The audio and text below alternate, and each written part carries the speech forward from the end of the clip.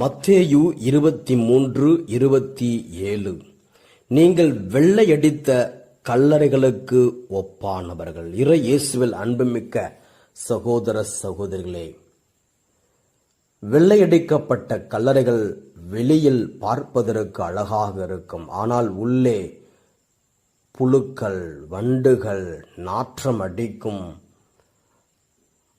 நம்முடைய உள்ளம், இருதயம் எப்படி இருக்கின்றது? இருதயத்திலே மனக்கசப்பு, வெறுப்பு, பொறாமை, கோபம், தீமையான எண்ணங்கள் வைத்துக்கொண்டு வெளியில் நல்லவர்களைப் போல நாம் இருக்கின்றோமா? திருத்தூதர் பணி 12வது அதிகாரத்திலே ஏரோதை பற்றி வாசிக்கின்றோம். ஏரோது மக்கள் முன்பாக பேசிக்கொண்டிருக்கின்றான், உரையாற்றிக் கொண்டிருக்கின்றான். அப்பொழுது மக்கள் அவரை புகழுகிறார்கள். இது மனித குரல் அல்ல, கடவுளின் குரல் என்று எல்லோரும் ஆர்ப்பரித்தனர். அப்ப என்ன ஆனது? ஆண்டவரின் தூதர் அவனை அடித்தார். ஏனெனில் அவன் கடவுளை பெருமைப்படுத்தவில்லை, அவன் புழுத்து செத்தான். ஆக உள்ளத்திலே கர்வம், ஆணவம் இதை வைத்துக் கொண்டிருந்ததால், கடவுளுக்கு புகழ்ச்சியை கொடுக்காததால் அவன் வானதூதரால் அடிக்கப்பட்டு செத்தான். ஒரு ஊரிலே ஒரு பெரிய மரம் இருக்கிறது, பார்ப்பதற்கு அழகாக இருக்கிறது, பசுமையாக இருக்கிறது. எல்லோரும் அந்த மரத்தை பற்றி பெருமையாக பேசுவார்கள்.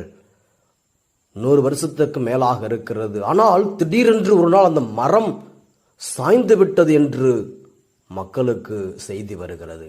என்ன ஆனது? அந்த மரம் சாஞ்சிருச்சா? எப்படி சாயும்? அவ்வளவு பசுமையா இருந்ததே, அவ்வளவு நல்ல உயரமாக அடர்த்தியாக இருந்ததே, எப்படி சாய்ந்தது என்று ஆச்சரியம்.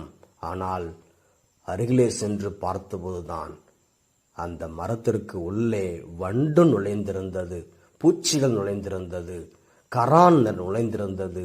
அந்த மரத்தின் உள்ளே அது எல்லாவற்றையும் அரித்திருந்தது. ஆனால் அந்த மரம் ஒரே நாளில் விழுந்து விட்டது. அதே போல் நாம் இருக்கின்றோமா? உள்ளத்துக்குள்ளே, இருதயத்துக்குள்ளே தீமையான காரியங்கள் இருந்தால் ஒரு நாள் நமக்கு அழிவு, ஒரு நாள் நமக்கு தீமை வரும், சாபம் வரும், கேடும் வரும். அது வருவதற்கு முன்பாக நம்மையே நாம் பரிசுத்தப்படுத்திக் கொள்வோம், புனிதப்படுத்திக் கொள்வோம்.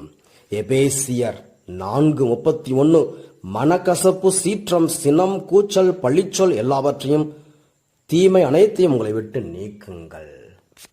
ஆமென்.